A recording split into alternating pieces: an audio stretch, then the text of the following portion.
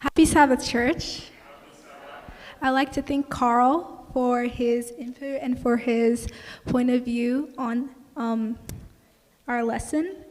The Bible passage, or the part of the Bible passage that I'll be focusing on is 1 Samuel chapters 3, verses 1 to 8. Now, before I start, I would like to ask all of you a question. If you're receiving a phone call, how quickly would you be to answer it? You would probably hear the ring or feel the vibration. You would pick it up, and then you would look to see if the person you think would have something important or relevant to say, and then you would answer. My question is, are you that quickly to answer when God is calling? Today, we'll be talking about a young boy named Samuel and how God used him when he was just a child. Samuel was a young boy, likely between the ages of 4 and 12. Many scholars estimate him to be between the ages of 6 to 8 years old, when he heard a voice calling him in the dead of night. He wakes up and he goes to his parental figure, or guardian at the time, who was the priest Eli, and asks if it was him that was calling. And Eli denies calling him and tells him to go back to bed. He goes back to bed and he hears the voice again. He was probably confused, and he goes back to Eli and asks once again, "Are you calling me?" And Eli denies once again.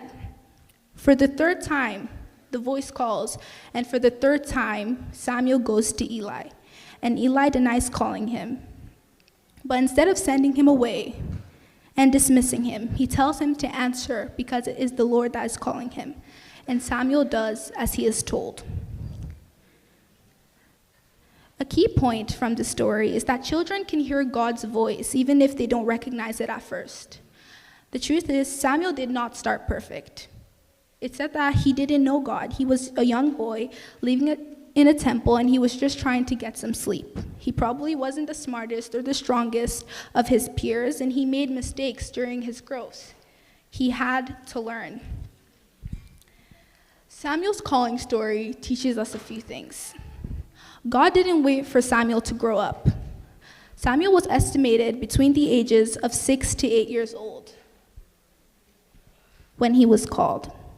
When I was 7, it was when pandemic had just hit around 2020, and I was locked up in my house.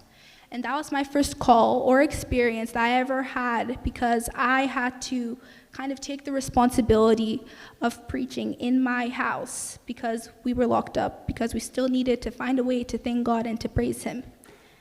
As overwhelming as it seemed, it was the first time I ever answered a call from God. The next point is that God calls now, not next year, not when you're an adult, now. Who knows, you could go to bed tonight and you could hear a voice calling your name.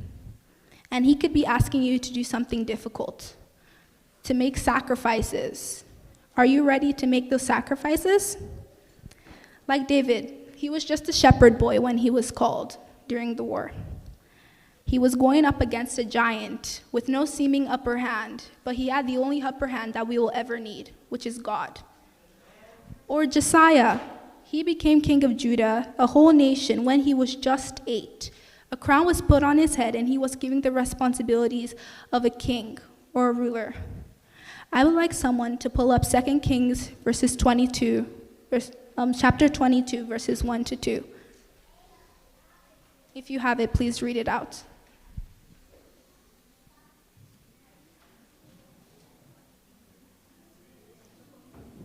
2 Kings 22, verses 1 to 2.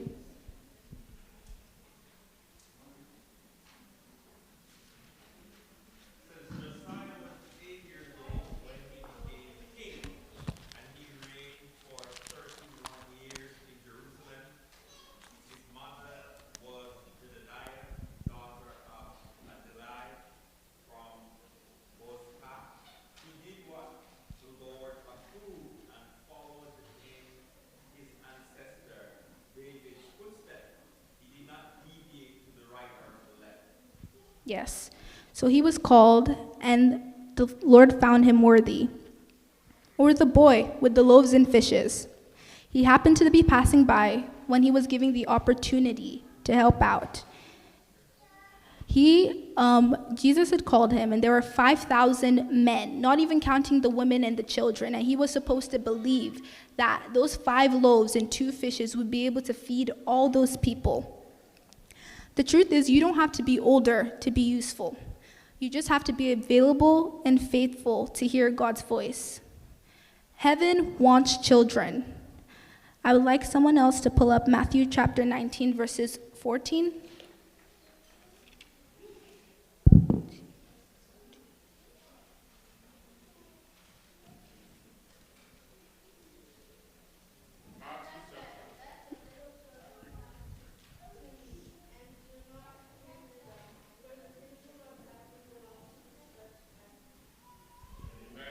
The verse says that the kingdom of heaven is made for children.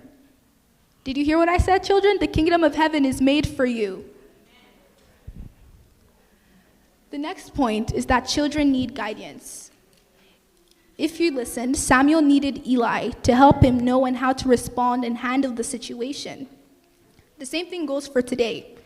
Children do not only learn from their parents or guardians, but they also look up to you and lean on you for support, and they will need your help when they are called. Parents, church, and other guardians, you are the Elis of today. You have to be ready to give answers and to help your child. The children cannot and should not have to figure it out alone. And the next point is that notice how Samuel says, "Speak, Lord," not "wait 1 minute" or "I'm coming." Children, I'm sure if your parents call you, you'll say, "I'm almost coming," or "I'm doing something, just give me a second." But when God calls you, you have to be ready and you have to be prepared. So it's not just in the past or in the Bible. Children today are making an effort, and there are multiple ways that they can be on missions for Christ.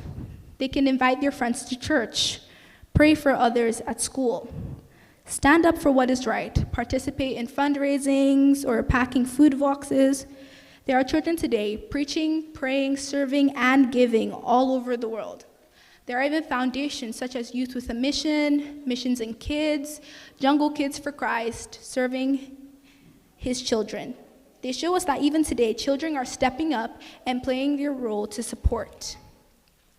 For us to grow as a church, we have to understand that children aren't just the future of the church. They are here now and are willing to help out. They should not be waiting to grow up or be waiting for them to hit a certain age. They should be able to act right now. Children, God is calling you. You have to listen, pray, and obey. Adults, parents, and guardians, are you helping your children hear God? Are you taking them seriously spiritually? If God can speak to Samuel, he can speak to all the children here today. Some key takeaways that I would want all of you to take away from this is that God speaks to children. They might need help deciphering at first, but he does speak. Children can serve God even now. They don't have to wait. They don't have to grow. They can serve right now. Listening and obedience leads to impact. Children, you have to listen and you have to obey. Even though sometimes it might not seem fair, you do have to listen and obey your parents.